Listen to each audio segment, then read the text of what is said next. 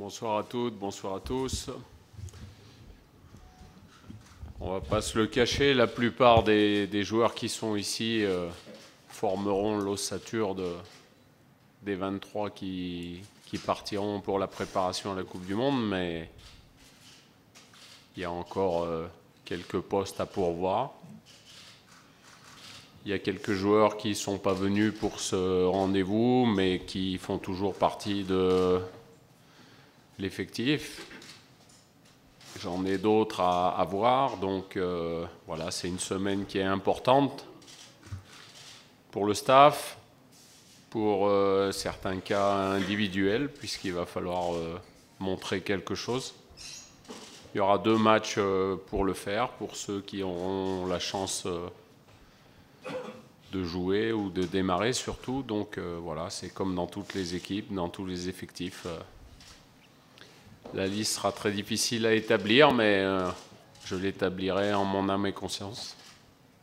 Deuxième question, Mourad. Mourad Moutaoukil, msport.ma.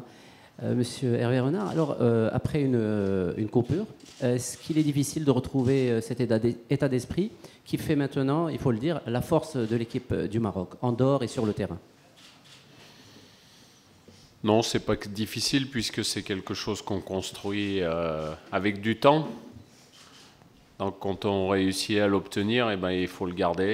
Et depuis qu'on a commencé ce stage une nouvelle fois, tout se passe remarquablement bien. On a la chance d'avoir un groupe de joueurs déterminés, motivés, des joueurs professionnels qui savent ce qu'on attend d'eux. Donc ils sont prêts, ils sont là. Et vous pouvez, je pense, connaître leur excitation à maintenant 2 mois du début de la préparation pour la Coupe du Monde. Il ne reste plus beaucoup de temps. Omeima. Monsieur le sélectionneur national, pourquoi... Présentez-vous d'abord, parce qu'il y a des gens que vous ne connaissez pas. Pardon. Omeima Raphaël, le 360. Bonsoir. Monsieur le sélectionneur national, pourquoi un format assez inédit de 28 joueurs? C'est une liste très élargie. Parce que malheureusement, on a toujours des petits soucis et vous apercevez que c'est le cas. Donc plutôt que de rappeler des joueurs en cours de route, eh ben, mieux vaut faire une liste un petit peu plus large et puis après, on fait en fonction, on s'adapte. Et là, malheureusement, il y a quelques joueurs qui nous ont quittés. Il y en a bientôt un qui va revenir. Donc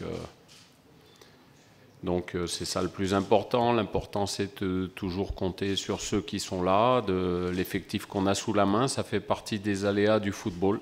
Il y a des suspendus, il y a des blessés. On n'est jamais à l'abri de quoi que ce soit. Et pendant les 3 mois restants jusqu'au début de la Coupe du Monde, il peut encore se passer beaucoup de choses. Youssef Chani, Radio 2M. 2 matchs, la Serbie et l'Ouzbékistan. Comment voyez-vous devant ces 2 adversaires qui pourraient éventuellement vous servir pour les matchs de la Coupe du Monde? Ma deuxième question, peut-on voir une surprise dans votre liste, sachant que vous avez beaucoup d'attaquants, Walid Azaro, Bemou, Ayoub Kabi? On doit s'attendre à une surprise pour la liste des 23. Merci.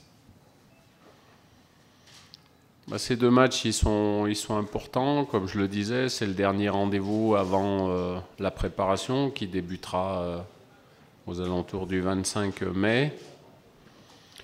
Donc c'est un match en Italie contre la Serbie, un adversaire qui lui aussi participera à la Coupe du Monde, un adversaire de grande qualité. Donc je pense que c'est une bonne opposition. On n'a pas toujours l'habitude de jouer contre une équipe européenne de valeur de la Serbie, donc c'est une très très bonne opposition. Et puis le match de mardi, je pense que vous êtes un peu habitués, il servira à faire un turnover. Mais c'est un match de compétition, donc c'est un match qui est à prendre au sérieux, comme on l'a toujours fait. Et ceux qui seront amenés à démarrer mardi soir auront certainement une carte importante à jouer. Mais les surprises, vous savez, je suis incapable de vous dire aujourd'hui, sans vous mentir, bien sûr que j'ai une ossature de 16-17 joueurs. Et puis après, il va falloir faire des choix sur des postes clés, comme vous le disiez. Dunia. Denis Sirage de Radio Mars. Vous avez pratiquement répondu à la question que je vais vous poser, mais on s'attendait peut-être à avoir des adversaires pour les matchs amicaux qui ont peut-être la même identité de jeu que l'Espagne, le Portugal et l'Iran. Pourquoi finalement avoir choisi la Serbie et l'Ouzbékistan? Déjà, quand on organise des matchs amicaux, c'est bien de se qualifier rapidement pour la Coupe du Monde. Nous, il a fallu qu'on attende la dernière journée pour se qualifier pour la Coupe du Monde. Ensuite, vous attendez le tirage au sort qui a eu lieu, vous le savez, au mois de novembre. Et puis ensuite, vous êtes tributaire de ceux qui ont déjà choisi leurs matchs amicaux, ceux qui n'ont pas envie de jouer contre vous parce qu'ils n'ont pas d'adversaire africain dans leur poule aussi, ça peut arriver.